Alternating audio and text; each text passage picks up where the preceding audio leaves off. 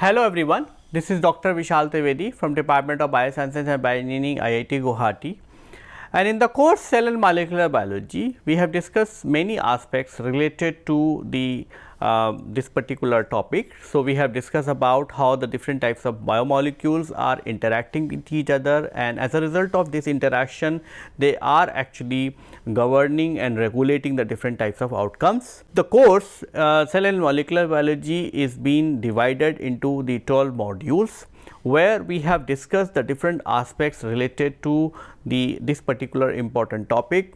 So, in the module 1, we have discussed about that how the origin of life is happening, right. So, we have discussed about the that how the different types of events are happening. So, we have discussed about initially we had discussed about the different types of hypotheses, we discussed about the different types of hypothesis, how the life is being originated, and then we have also discussed about the Stanley-Miller's experiment and how the modern theory of chemical theory is being explain the different events, what is happening and what is been responsible for the production of for the origin of life on the earth. So, we discuss about the Stanley-Miller's experiment, and then we also discussed that how the Stanley-Miller's experiment was a groundbreaking experiment to explain that the in the primitive earth they were like the biomolecules, they were like small inorganic molecules which are interacting with each other to give you the simple molecules, and then these simple molecules were interacting with each other to give you the protein, lipids and DNA, and then these small particles like structure which is being called as the conservates will started eating with each other, and that is how they have been formed to a mini cell which is called as primitive cell, and then the primitive cell has acquired the the features of being a prokaryotic cell and as well as the eukaryotic cell. Although there is no conclusive evidence, there is no conclusive thing that how the origin of life has been formed, right, how the life has been originated onto the earth, but these are the most conclusive and most easy way of explaining, because they are being based on the experiments. And then subsequent to that, we have also discussed about the evolution, how the different organisms are being evolved from each other. So, in that context we have discussed about the Lamarck's theory, we have discussed about the Darwin's theory, and then we also discussed about the Hungo-Doveri's theories and so on. And the purpose of discussing these theory is that they are actually explaining the different aspects, how the evolution is been happening and how the different types of organism are being appeared onto the earth. While we were discussing all this, we also we understood that it is not the one theory which was correct or the other theory which is wrong. It is actually the other many theories which are coming together, and that is how they are explaining the evolution.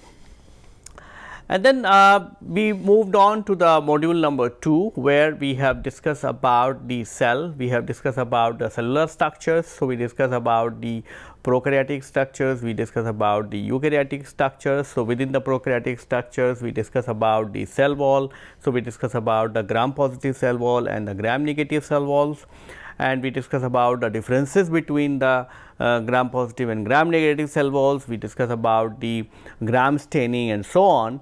And then we moved on to the eukaryotic cell, where we have discussed about the plasma membrane. So, we discussed about the composition of the plasma membrane, the fluid mosaic model and so on. And then we also discuss about the nucleus, we discuss about the mitochondria, chloroplast, we discuss about the endoplasmic reticulum, Golgi body, lysosomes, ribosome and so on.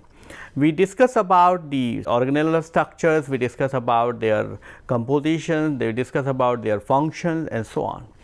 After this, we also discuss about how you can be able to monitor the cellular growth, how you can be able to have the different types of properties which you can actually be able to exploit in the different types of analytical techniques.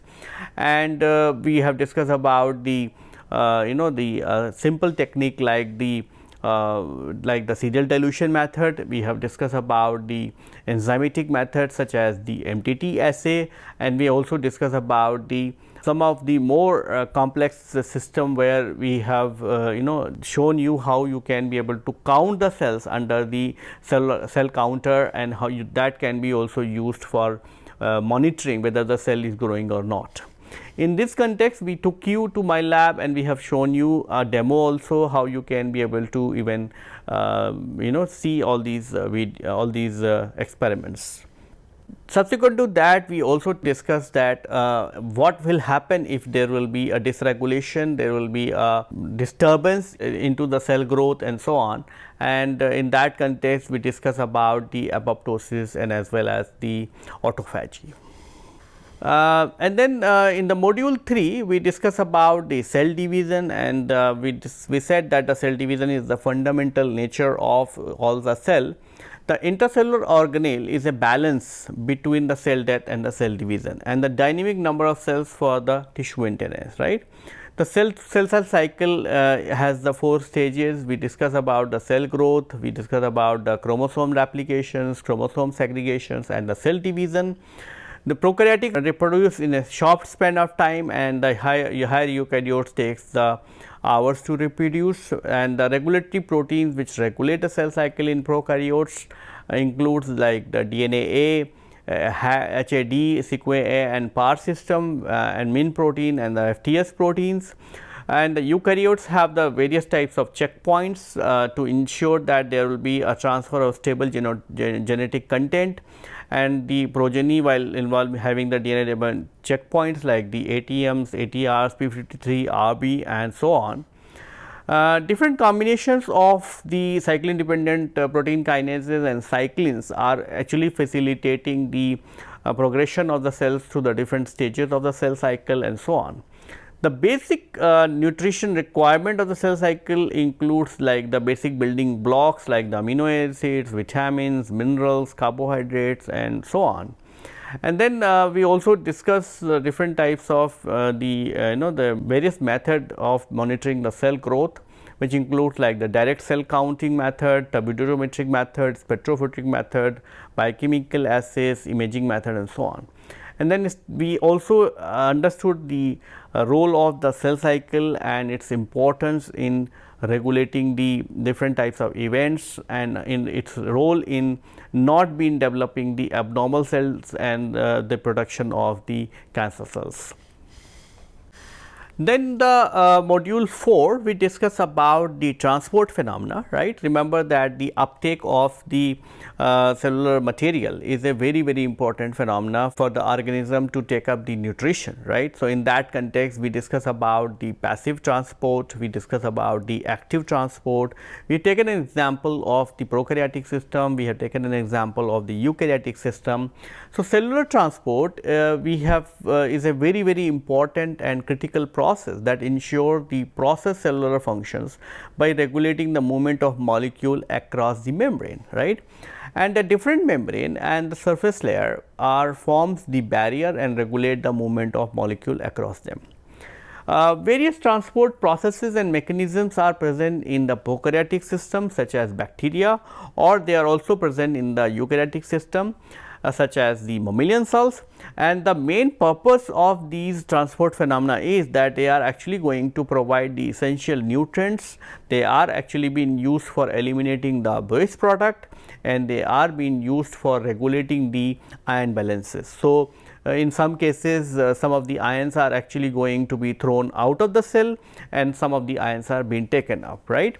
And this happens very often into the different types of cells, so that you can be able to maintain the membrane polarity, and you can be able to maintain the a particular type of charge across the plasma membrane. So, transport phenomena is a very crucial role in these kind of processes, and in this particular module we discuss about the different types of transport phenomena across the membrane. Then in the module 5 we discuss about the cell signaling. So, cell to cell communication is a very important phenomena, right, where the cell is conveying a message to the other cell. So, these cells could be its own cell, right. So, in that case it is actually going to do the autocrine signaling. If the cell wants to give the signal to the neighboring cell, then it is going to be a paracrine signaling, or if the cell want to send the signal to a very a cell present very far away, then it is going to be the endocrine signals.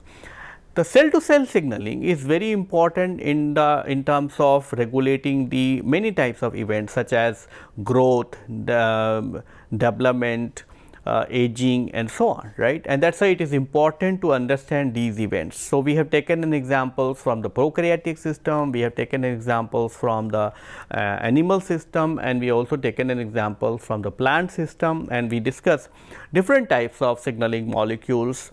We have taken an examples of the animal hormones, we have talked about the plant hormones, and we also taken about the environmental factors, how they are also being responsible for generating the cell signaling, and how they can also be able to impact the outcomes. Like for example, we discuss about the phytosignalings and how the plant is receiving the different wavelength of light and how it is actually responding. So, in this we have also discussed about the autocrine, paracrine and endocrine, we discuss about the animal hormones, we discuss about the plant hormones. And then in the module 6 we discuss about the genetic rules. We have discussed about the Mendel's law of genetics, and we discuss how the Mendel's law are explaining the different types of genetic behavior, what is being observed from the generation to generation, and how these laws are actually explaining the appearances of the different types of genetic diseases. So, we discuss first Mendel's law of genetics. Then we also discuss about the different types of way in which the sex determination is being established, and then lastly we also discuss about the different types of genetic diseases. Then in the module 7 we discussed more about the Mendel's law, right. So, we discuss about the Mendel's law related to the one alleles, we discuss about the Mendel's law when the two alleles are involved, and we discuss about the Mendel's law of dominance, Mendel's law of independent assortment, and then we also discuss about the exceptions of the Mendel's law, like in terms of the incomplete dominance, co-dominance and so on. And then we also discuss about the different types of genetic diseases. Then in the module 8 we discuss about the application of the we discuss the different types of gene regulations, we discuss about the transgenic animals, plants, antisense technologies and so on, and then we also discuss about the genetically modified organisms, what are the ethical concerns related to the genetically modified organisms and so on. Then in the module 9 we discuss about the biomolecules. So, we discuss about the structure of the DNA, we discuss about the structure of RNA, we discuss about the structures of the proteins, and we discuss about the how you can be able to isolate the DNA from the mammalian cells, how you can be able to characterize the DNA by taking or how you can be able to determine the accuracy and as well as the purity of the DNA by taking an absorbance at 280 nanometer, or how you can be able to estimate the DNA by the DPA reagents.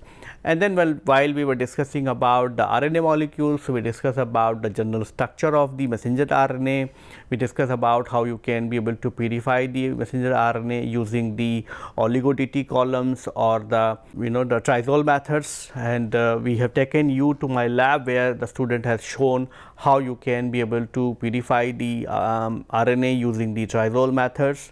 And then we also discuss about how you can be able to estimate the RNA, how you can be able to check the purity of the RNA by taking an absorbance at 280 versus 260 nanometers and so on. And lastly we also discuss about the protein molecules. Then in the module 10, we discuss about one of the important phenomena that is being called as the central dogma of molecular biology. So, we discuss about the genetic material, we discuss about the central dogma of molecular biology. So, in that context, we discuss about the replications, we discuss about the transcriptions, we discuss about the translations. So, while we were discussing about the replications, we discuss about the replication in the prokaryotic system, we discuss about the replication in the eukaryotic system, and when we discuss about the transcriptions, so we discuss about the prokaryotic as well as the eukaryotic transcriptions, we discuss about the post transcriptional modifications, so we discuss about the messenger RNA cappings, polyadenylations and so on. And then lastly, we discuss about the translation. So, we discuss about translation in the prokaryotic system and as well as the translation in the eukaryotic system, and we also discuss about the post translational modifications. Now, when we move to the module number 11, in the module 11 we discuss about the immunology. So, we discuss about the basics of immunology. So, initially we discuss about the different components of the immune system. So, we discuss about the cell mediated immunity, we discuss about the humoral immunity, we discuss about the different components of the cell mediated immunity and humoral mediated immunity. We discuss about the antibody structures, we discuss about the production of the antibody, and I have taken you to one of the labs in CDRI where the scientist has shown you how you can be able to develop the antibody into the rabbit and how you can be able to purify the antibody from the rabbit using the affinity chromatography.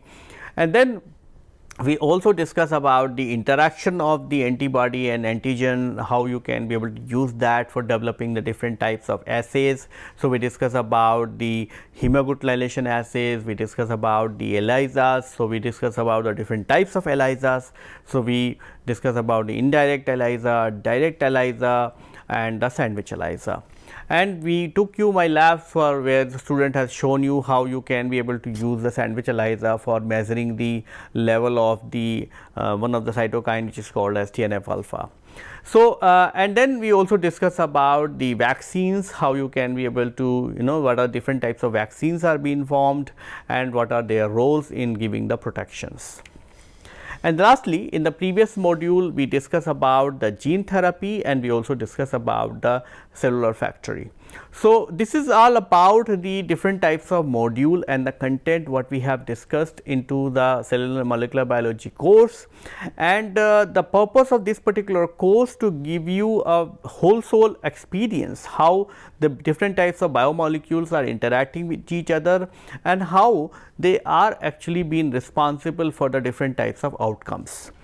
And I have taken full liberty of taking you to my lab where we have shown you not only the theory part, we have also shown you how you can be able to perform the different types of experiments so that you can be able to study these events in your own laboratory, or you can actually be able to understand the events in a much better way. So, with this I would like to conclude my lecture here, and I hope you will appreciate our efforts and you will like this course. Thank you.